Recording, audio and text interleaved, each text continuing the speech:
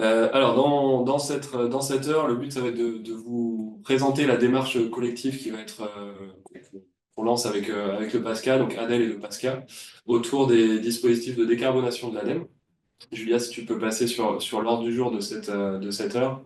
Donc, on vous présentera les dispositifs individuels que sont Pacte Industrie et Acte Initiative, qui sont à disposition des entreprises industrielles ou non, et l'opération collective autour de ces dispositifs et quels vont être l'intérêt pour vous, entreprises, de vous greffer à cette opération collective que l'on lance entre Adèle et le PASCA.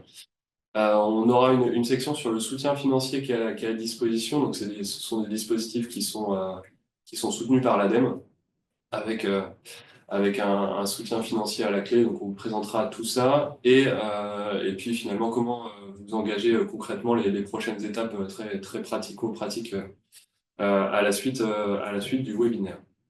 Avant ça, on va commencer par un tour de table rapide de toutes les structures autour de la table. On va commencer par Adèle puisque j'ai déjà la parole. Alors, Adèle, on est deux autour de la table. Donc moi, je suis Martin de Viver, secrétaire général. Je suis accompagné d'Estelle Rio à côté, Bonjour. qui est responsable administrative et financière. Donc Adèle, pour ceux qui connaissent pas, c'est l'association Décarbonation Loire-Estuaire. Ça a été créé en 2023 suite à la désignation du territoire mazérien comme lauréat du programme ZIBAC, Loire-Estuaire Décarbonation. Donc c'est une association qui est en partie financée par des fonds France 2030, avec la mission d'accélérer la décarbonation et la transition écologique et industrielle du territoire. Donc pour ça, l'association pilote notamment un programme d'études autour de la décarbonation, un programme d'études très ambitieux, notamment autour des infrastructures énergétiques qui vont permettre la décarbonation. Donc des infrastructures électriques, des réseaux de chaleur, des infrastructures gazières, qui vont permettre la décarbonation principalement des grands donneurs d'ordre industriels du territoire nazérien. Et donc Adèle, c'est plus d'une vingtaine de parties prenantes adhérents qui sont mobilisés dans ce programme d'études. Je vais passer la main à Julia Dubois pour le PASCA. Bonjour à tous. Je travaille effectivement en tant que chef de projet à l'association, au sein de l'association PASCA. Donc en fait, l'acronyme signifie Pôle Achat Supply Chain Atlantique. Nous existons donc sous forme d'association depuis une dizaine d'années. Nous sommes 10 dans la structure et nos locaux sont basés à Pornichet. On a un ancrage en fait historique fort dans le bassin nazérien. Et donc, on a deux missions principales. La première, c'est celle d'animer un réseau de professionnels de la supply chain, donc au sein de la région Pays de la Loire.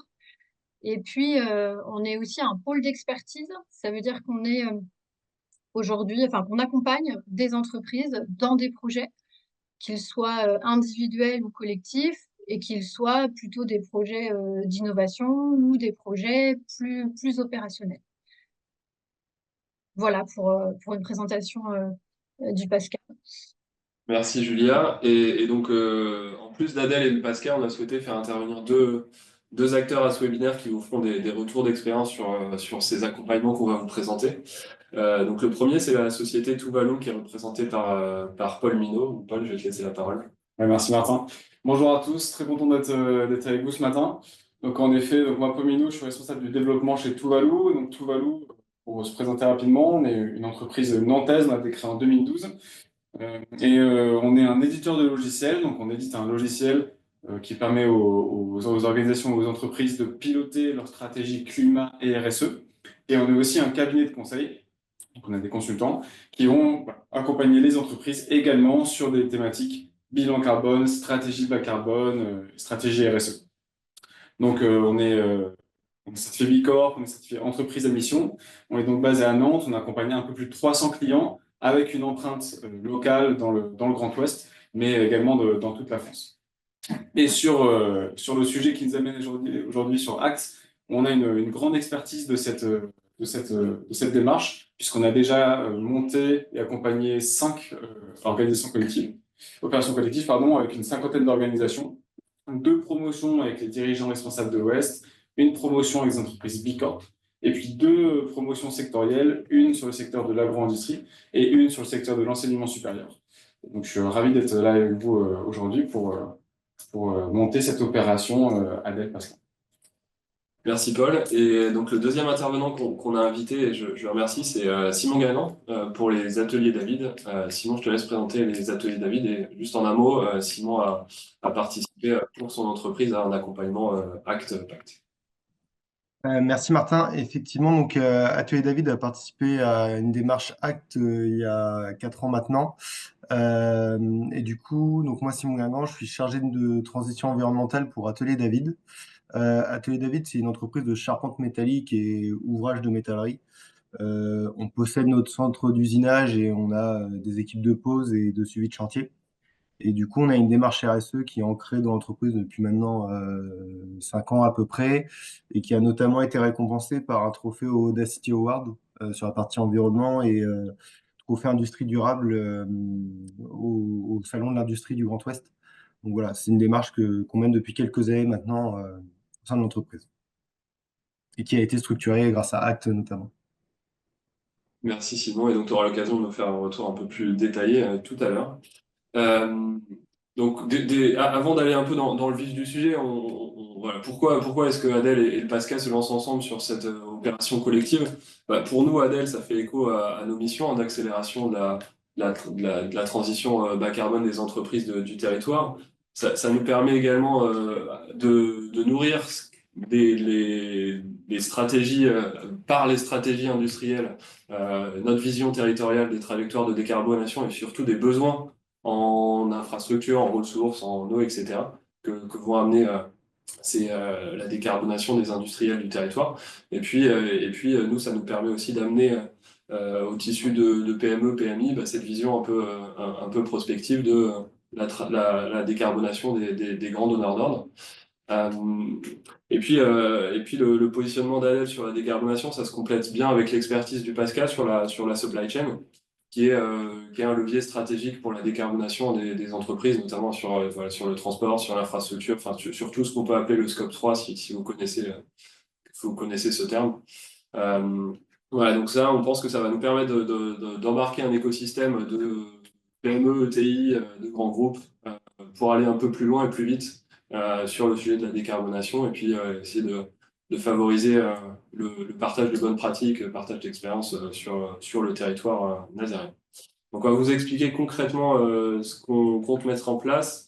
Je vais laisser la parole à Julia sur la présentation des dispositifs individuels Acte et Pacte Industrie. Alors effectivement, donc Acte et Pacte Industrie existent déjà, hein. Une entreprise peut se lancer dans ces dispositifs-là de façon individuelle. En fait, leur objectif avec cet appel à projet pour des opérations collectives, c'est vraiment de massifier finalement le nombre d'entreprises qui vont s'engager. Donc ces dispositifs, de façon individuelle, donnent accès à des prestations, des accompagnements en fait, et également à des formations pour différents sujets. D'abord, pour tout ce qui concerne la décarbonation, donc comment construire sa stratégie de décarbonation. Pour des entreprises un petit peu plus matures, on a même une possibilité de faire évaluer finalement la feuille de route qui a déjà été construite. Vous avez des accompagnements aussi possibles sur tout ce qui va être stratégie d'investissement et financement. Et puis, il y a aussi un volet plus spécifique sur la transition énergétique et donc sur des études de mix énergétique pour les entreprises. Alors, pourquoi une entreprise, en tout cas, a intérêt à se saisir de ce sujet de la transition bas carbone? Alors, il y a plusieurs raisons hein, aujourd'hui qui font que les entreprises se lancent. Euh, Souvent, la première, c'est la conformité à la réglementation. Pour les entreprises qui font une certaine taille, on a aujourd'hui donc des obligations à la fois de publier en France un bilan des émissions de gaz à effet de serre, et puis on a cette réglementation européenne hein, qui fait beaucoup parler d'elle, la CSRD, qui s'applique déjà à un certain nombre d'entreprises et qui devrait demain s'appliquer, alors même s'il y a des changements en cours, à plus d'entreprises. Voilà, donc ça peut être en tout cas une raison pour pouvoir travailler sur ce sujet-là. On a aussi des entreprises qui choisissent de publier ou de faire volontairement un reporting. Donc là, on est dans une démarche volontaire de transparence et de communication aussi auprès de ses partenaires, etc. Et puis finalement, travailler sur ces sujets-là, c'est prendre le temps de réfléchir et de faire une analyse de risque. Euh, et, euh, et ensuite, bien évidemment, construire un plan d'action pour assurer la pérennité en fait, de l'entreprise. Clairement, aujourd'hui, donc là, on parle des risques liés plutôt aux impacts environnementaux, mais associé à ça, on a des risques économiques, on a des risques financiers sur le sujet. Peut-être demain, ce sera plus difficile de trouver un partenaire financier si on n'est pas en capacité de prouver qu'on a mené des actions pour à la fois réduire ses émissions de gaz à effet de serre et puis souvent, c'est lié à réduire également sa dépendance aux énergies fossiles. Ensuite, travailler sur ce sujet, c'est aussi innover, c'est aussi se poser des questions, innover et se démarquer de ses concurrents. Donc ça peut être une force aussi sur son secteur économique. Alors si je reviens un petit peu plus concrètement sur les accompagnements qui sont proposés, certains sont possibles pour tout type d'entreprise et certains sont réservés aux entreprises industrielles. Donc, sur la partie stratégie de décarbonation, c'est ouvert à tous. Donc, je l'ai dit tout à l'heure, on peut avoir des formations, on peut avoir un accompagnement, donc une prestation pour structurer une feuille de route, pour structurer aussi une feuille de route financière en termes d'investissement. Et on a, donc là aussi, je l'ai dit tout à l'heure, des entreprises plus matures qui peuvent là s'engager dans le dispositif pour évaluer ce qui a déjà été construit. Pour les industriels plus spécifiquement, deux choses. Donc là encore, comme je le disais tout à l'heure, en lien avec les investissements, les financements, on peut avoir du coaching et de la formation. Et enfin, sur la partie énergie, cette fameuse étude d'opportunité de mix énergétique.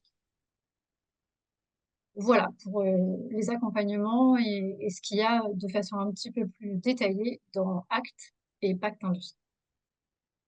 Merci Julia. Et ce qu'on a souhaité faire là dans le cadre de ce webinaire, c'est faire un zoom sur un de ces accompagnements, qui est l'accompagnement sur la définition de la stratégie de décarbonation, ce qu'on appelle la méthodologie acte pas à pas. Donc je vais laisser Paul de Tuvalu nous expliquer qu'est-ce que c'est concrètement et ce que ça implique. Ouais, exactement. Je vais essayer de vous expliquer rapidement pour que vous compreniez pourquoi quel est l'intérêt de faire cette démarche acte pas à pas et puis qu'est-ce qu'on va vous apprendre, qu'est-ce qu'on va vous apporter. Donc déjà, le point de départ de ACT, c'est de se dire où on en est avant d'avoir fait ACT. Donc typiquement, on a commencé à mener des actions, peut-être que vous avez déjà fait un bilan carbone, et souvent c'est là où vous allez vous poser des questions, on ne sait pas trop comment avancer, comment aller dans l'étape suivante, comment est-ce que je peux engager mon organisation dans une stratégie bas carbone, quelles actions je priorise, quelle direction je choisis, comment est-ce que je fais en sorte d'engager la direction, comment est-ce que je structure cette stratégie. Et donc toutes ces questions, la méthodologie ACT, elle va vraiment permettre d'y apporter une réponse. Donc ACT, c'est une démarche qui est portée par les Nations Unies, par l'ADEME en France. Donc c'est quelque chose qui est reconnu. Et c'est vraiment la méthode de référence au niveau mondial pour déployer, suivre et évaluer votre stratégie bas carbone. C'est un véritable outil de progrès et d'accompagnement au changement. C'est une démarche qui est très cadrée. Donc ça permet vraiment de s'inscrire dans un cadre, de suivre des étapes super précises.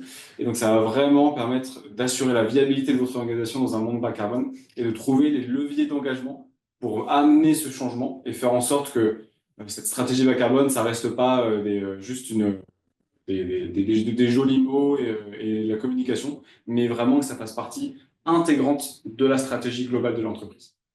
Et en plus de le faire dans une opération collective, on en reparlera tout à l'heure, mais ça va vraiment vous faire profiter de la force du groupe. Et nous, on voit à Tuvalu, pour avoir fait des accompagnements individuels et des accompagnements collectifs, on a vraiment des super résultats sur les opérations collectives et les organisations qui s'engagent dans ces opérations collectives souvent arrivent à des résultats qui sont super probants. Donc voilà un peu dans l'idée, ACT, l'intérêt, ça va vraiment être de structurer votre stratégie bas carbone et votre plan d'action. Donc, dans les faits, quelle forme ça va prendre? J'ai dit ACT, c'est vraiment une démarche qui est très structurée, qui est très cadrée. Elle est portée par l'ADEME et donc il faut qu'on s'inscrive dans un cadre, on ne fait pas ce qu'on veut. Il y a des étapes à respecter et notamment 5 étapes dans ACT. On va commencer de la situation actuelle et on va monter un peu dans le projet jusqu'à arriver au plan d'action. Donc la première étape, la situation actuelle, on va faire une évaluation de la maturité de votre organisation et de ce que vous avez déjà mis en place. On va revoir les bilans carbone, est-ce que vous avez déjà un plan d'action, une certaine stratégie ou pas.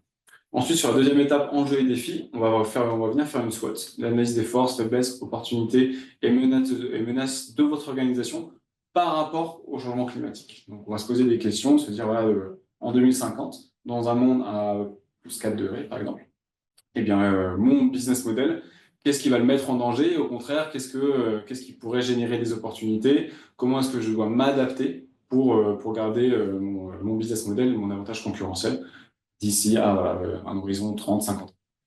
Ensuite, on va travailler sur la vision, vraiment se dire, voilà, dans un monde bas carbone, ça veut dire quoi? C'est-à-dire comment est-ce que j'adapte mon organisation? On va parler de la stratégie, on va vraiment définir la stratégie ensemble, et cette stratégie, on va venir la définir au niveau super concret avec un plan d'action, on va venir identifier des actions concrètes. Donc ça, c'est à travers un accompagnement individuel. Chaque organisation dans l'opération collective sera accompagnée par un chef de projet et on va venir travailler ensemble, structurer ces 5 étapes. C'est un accompagnement qui va durer environ 18 mois, donc on s'inscrit vraiment sur le temps long, et c'est vraiment la force de cette démarche acte pas à pas, c'est qu'on vient prendre le temps vraiment sur chaque étape de bien structurer. On va venir engager la direction, c'est quelque chose de très fort. Acte, ça permet d'engager ce changement au plus haut niveau décisionnel de l'organisation. Et donc c'est vraiment une démarche structurante qui va toucher aux objectifs, à la stratégie, à la gouvernance de votre organisation.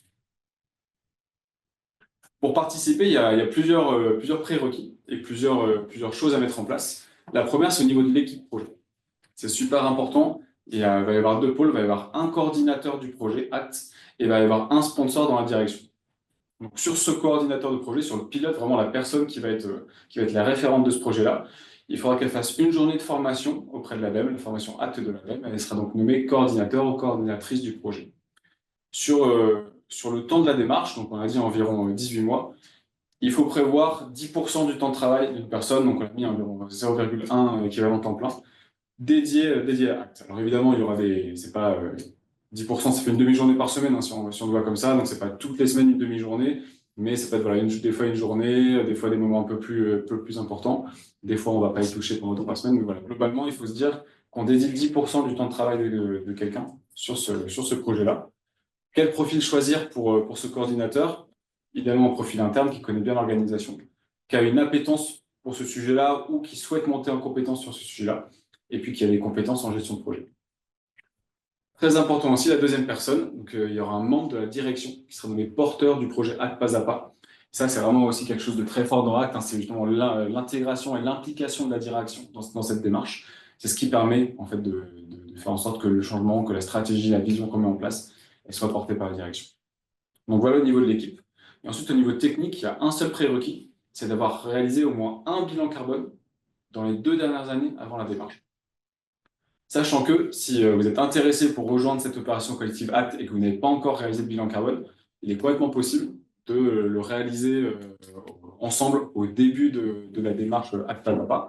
Et donc de faire ça en fait en même temps qu'on fait la première étape Acte, de réaliser votre bilan carbone. Donc c'est pas rédhibitoire, mais par contre il faudra le faire au début de la démarche si vous ne l'avez pas encore fait. Merci Paul, très, très clair. Donc là, on vous a présenté les accompagnements individuels, dont Acte pas à pas et dont les initiatives Pacte Industrie.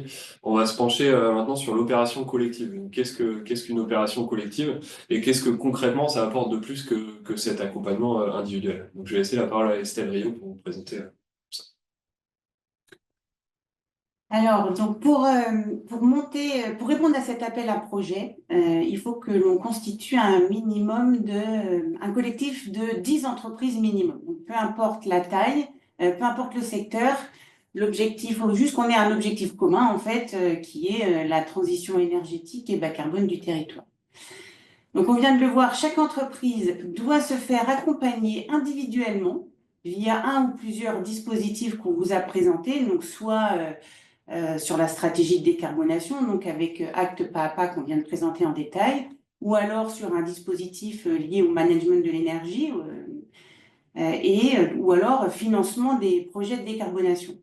Alors ça marche un peu comme en fait, chacun vient piocher dans ce catalogue, identifier l'accompagnement qu'il souhaite, et identifier également le consultant qui va l'accompagner dans ce dispositif. Alors, il faut savoir qu'il y a il y a toute une série de consultants en fait qui sont agréés par l'ADEME pour pouvoir vous accompagner. Alors aujourd'hui, on est avec Tuvalu, mais il y en a vraiment toute une série qu'on pourra vous partager et libre à chacun en fait d'identifier le consultant qui peut vous accompagner.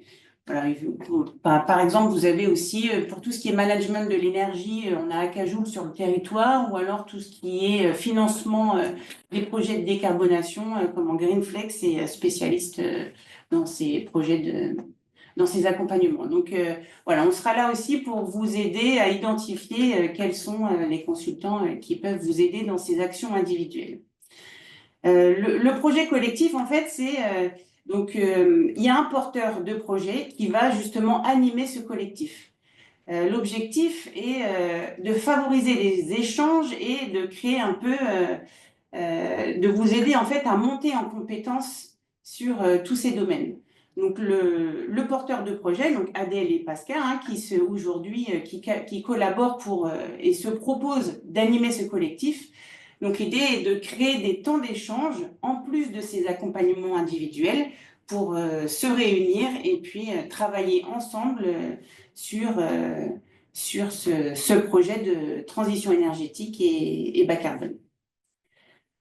Ce que peut apporter ce projet collectif, en fait, c'est le cadrage justement de cet accompagnement pour vous faire gagner du temps dans la planification et l'administratif. Donc, on va monter ce dossier avec vous, planifier les actions, réaliser le suivi, le reporting auprès de l'ADEME et gérer tous les flux financiers pour vous. Donc, voilà, ce qui peut vous décharger un peu de ce côté-là sur cet accompagnement. Je vais laisser la parole à Paul et à Simon qui vont vous partager justement leur expérience d'animation pour Paul et de participation pour Simon. Ouais, exactement. Donc, comme je le disais, hein, chez Tuvalu, on a l'expérience de ces opérations collectives puisqu'on en a déjà animé et monté 5. Donc voilà, typiquement, comme l'a dit Estelle, c'est au moins une dizaine d'organisations qui vont suivre ensemble cette démarche acte pas à pas. Donc, on a parlé de l'accompagnement individuel juste avant. Donc, en fait, voilà, vous allez être suivis individuellement, vous allez tous travailler de votre côté, dans votre organisation, sur les étapes de acte. Mais la force d'une démarche collective, c'est que ponctuellement, on va se retrouver, donc dans toute la promotion, toutes les organisations, avec tous vos consultants, vos chefs de projet individuels et tous les participants. Et ça va être des moments pour partager, pour échanger, pour co-construire sur cette démarche. Donc, on va faire des ateliers, on va discuter des actions qui ont été menées précédemment, on va anticiper les étapes suivantes. C'est des moments qui sont à chaque fois très riches et qui, on a toujours la force du collectif. Les problèmes des uns sont les solutions des autres. Vous êtes tous en train de faire d'avoir les mêmes réflexions, de mettre en place les mêmes projets. Et donc, c'est super, vraiment très, très riche de pouvoir échanger comme ça entre pairs.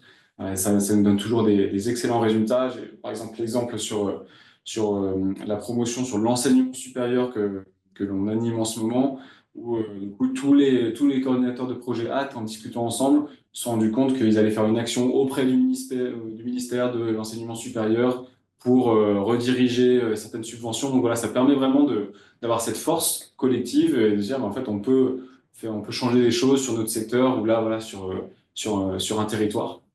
Donc voilà, c'est très fort. Ça vous permet aussi de rythmer la démarche, hein, parce que voilà, vous savez que là, il y a un temps collectif qui va arriver dans un mois, dans 2 mois. Donc, ça permet aussi de se motiver, de faire en sorte d'être prêt pour ces journées collectives. Donc, c'est vraiment une clé aussi du succès de cette démarche ACT et de ces autres dispositifs, de le faire ensemble. Et ça va vraiment vous amener plus loin et ça va permettre de maximiser encore plus sur ce que cet accompagnement va vous amener. Merci Paul, et donc Simon pour le Rex en tant que participant. Euh, alors nous, de notre côté, effectivement, comment s'est passé l'accompagnement et les temps collectifs? En fait, nous, on avait commencé effectivement une démarche RSE au sein d'Atelier David, et puis voilà, ça partait un peu dans tous les sens, il y avait plein de sujets, etc. Et du coup, en fait, l'accompagnement ACT, ce qui est intéressant, c'est qu'on est accompagné individuellement. Donc, comme ce qui a été expliqué précédemment, c'est à la fois un accompagnement individuel, mais aussi collectif. Et du coup, ce qui était intéressant, c'est que ça permettait de cadrer notre avancée individuelle et de se retrouver collectivement pour pouvoir partager des bons procédés, des sujets qui étaient plus avancés chez certains acteurs que d'autres. Et en fait, effectivement, d'avoir des temps individuels et collectifs, ça permet d'avancer individuellement et à la fois de donner du rythme à la démarche, euh, de sentir, euh, de sentir soutenu aussi, parce que voilà, c'est des sujets, parfois, on peut vite se sentir un peu isolé, et donc c'est vachement intéressant d'avoir des retours de pairs sur le sujet. Et en fait, pourquoi est-ce qu'on s'est engagé dans une démarche ACT? C'était parce qu'il y avait une volonté de notre direction d'agir vis-à-vis de ce qu'on connaît par rapport à l'environnement, au changement climatique. Du coup, de faire sa part du travail, j'ai envie de dire. Mais également, il y avait une volonté d'anticiper les réglementations. Nous, on est sur un secteur, l'industrie et le bâtiment, qui sont de plus en plus contraints. Donc, du fait en fait de mettre en place des actions et de structurer surtout ces actions, nous permet d'anticiper tout ce qui arrive actuellement. Et puis, il y avait aussi un intérêt stratégique de pouvoir se distinguer vis-à-vis de nos concurrents, de pouvoir apporter à nos clients des solutions nouvelles, moins émissives ou avec moins de déchets, une meilleure gestion, etc. Donc voilà, c'est pour ça qu'on s'est engagé. Euh, L'opération, ce qu'elle nous a apporté, alors je l'ai évoqué, mais ça permet de cadrer la démarche, de fournir des outils. De fournir des outils spécifiques à notre besoin. Et puis, à travers les ateliers collectifs, voilà, c'est le partage de bonnes pratiques, d'avoir des experts aussi sur certains sujets qui interviennent et qui nous conseillent bien précisément, qui nous apportent des idées voilà, qu'on n'avait peut-être pas, de nous ouvrir un peu les chakras. Donc c'était hyper intéressant et ça a clairement boosté notre démarche. Et aujourd'hui, les résultats sont qu'on fait notre bilan carbone. Un de nos gros sujets, c'est les émissions de CO2. Et du coup, on fait le bilan carbone de notre entreprise tous les ans maintenant. Et en l'espace de 2 ans, on a réduit de plus de 11% nos émissions, directes et indirectes. À travers le choix de matériaux moins carbonés, on développe des nouvelles pratiques comme le réemploi.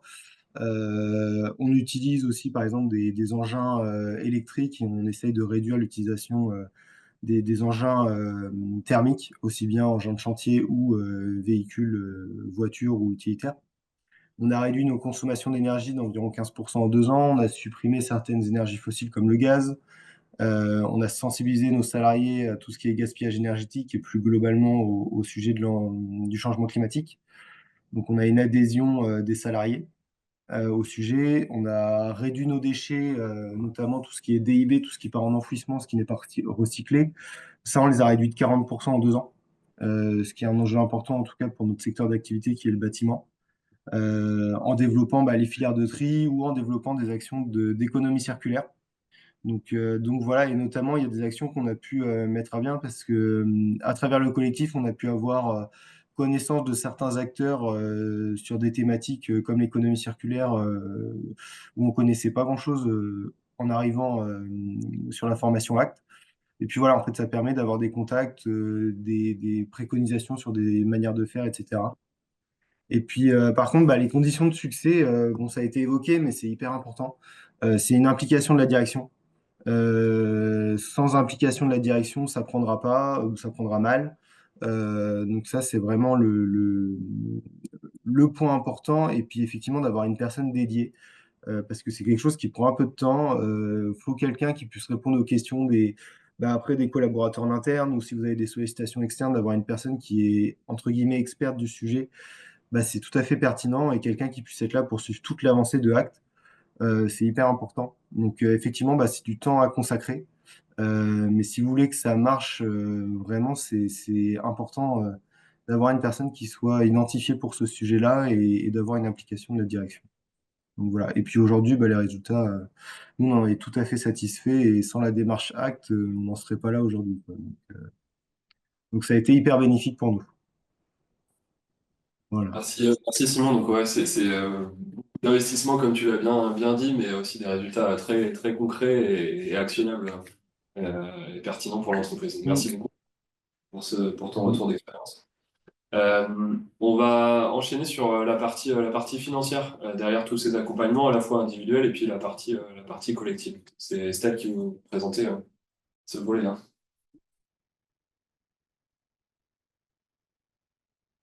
Le financement, donc ce sont des subventions ADEME qui portent sur les accompagnements individuels.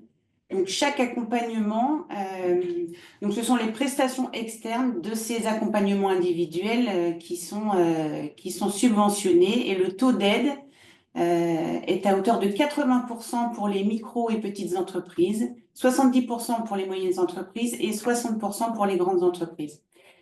Donc c'est important de bien savoir que ce sont uniquement les prestations externes et non pas les frais de personnel. Voilà.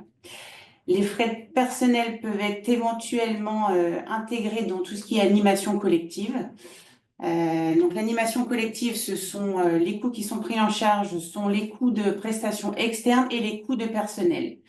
Alors, ça peut être des coûts de personnel, un peu de chaque entreprise, mais c'est essentiellement les coûts de personnel pour la coordination et la communication qui est réalisée par le porteur du projet. Sachant que l'assiette éligible pour tout ce qui est animation collective est de 20% de l'ensemble du projet. Et le taux d'aide est de 70%. Passer, Julia, s'il te plaît. Il y a une assiette en fait éligible maximum pour chacun des accompagnements individuels. Donc là, on peut les passer en revue. Si on est sur des études d'opportunité mix énergétique, le montant maximum est de 10 000 €. Si on est sur une étude combinée audit énergétique et étude d'opportunité, on sera sur 15 000 €. Si on est sur un accompagnement acte pas à pas, le montant maximum est de 30 000 €. Tout ce qui est trajectoire d'investissement bas carbone, on est sur 20 000 €. Stratégie et trajectoire d'investissement, donc si on fait acte pas à pas et trajectoire d'investissement, en fait, on est sur 50 000 €. Si on ne demande qu'un coaching sur les projets d'investissement, on est sur 5 000 € par coaching. Donc ça, si on veut plusieurs coachings, c'est tout à fait possible. Donc c'est 5 000 € par coaching. Et si on souhaite un accompagnement sur acte évaluation, on est sur 5 000 €. Donc ça, c'est le montant maximum éligible. Donc pour vous donner une idée de ce que ça coûte exactement pour une entreprise, alors si on se focalise sur un accompagnement acte pas à pas, sur un exemple, donc si on est une petite entreprise et qu'on souhaite un accompagnement acte pas à pas, on estime que le coût que vous facture un prestataire est de 15 000 € avec un taux d'aide donc de 80%. Pour une durée de 12 à 18 mois. Donc, pour l'entreprise, l'effort humain en hommes est de 15 jours hommes et l'effort financier restant à charge serait de 3 000 €. Si vous êtes une PME, donc là, on estime que le coût de la prestation est un peu plus important. On imagine, voilà, on se met au montant max de 30 000 €, financé à 70%, toujours sur une durée de 18 mois. Donc là, l'effort humain serait de 30 jours hommes avec un reste à charge pour l'entreprise en effort financier de 9 000 €. Et si vous êtes un grand groupe, avec un taux d'aide de 60%, une durée de 18 mois, on est également sur 30 jours hommes et un effort financier de 12 000 €. Voilà, bon, vous avez bien compris, chaque accompagnement est différent. Donc là, on est sur du acte pas à pas, mais si vous souhaitez juste un accompagnement sur un coaching financier ou un mix énergétique, le montant sera moindre. Voilà, on peut passer, Julia, s'il te plaît. Je vais poursuivre. Donc, comment s'engager concrètement si vous êtes intéressé par la démarche? Je vais commencer par la fin. Donc, en fait, il y a 2 dates de dépôt de dossier proposées par l'ADEME. Donc, il y avait le mois d'avril et le mois de juillet. Donc, nous, on se focalise sur le mois de juillet. Donc, la date de dépôt au plus tard du dossier doit être réalisé le 11 juillet pour avoir une réponse début septembre. Donc, ce qu'on vous propose, en fait, c'est, si vous êtes intéressé, donc d'ici fin mai au plus tard, de nous contacter pour essayer de construire ensemble, comprendre les accompagnements qui seraient le plus intéressants pour vous et identifier avec vous quel prestataire serait le plus intéressant pour vous accompagner. Donc voilà, on a mis nos noms. J'ai mis mon nom. Il y a aussi Martin que vous pouvez contacter pour Adèle ou alors Julia pour le PASCA. Donc voilà, pour essayer pour vous accompagner dans ce choix d'accompagnement individuel. Et en fonction de vos demandes et de vos accompagnements individuels, il faut qu'on prépare justement ce collectif, qu'on monte le dossier et qu'on identifie quels seraient les temps collectifs à organiser et à planifier tout au long de cet appel à projet.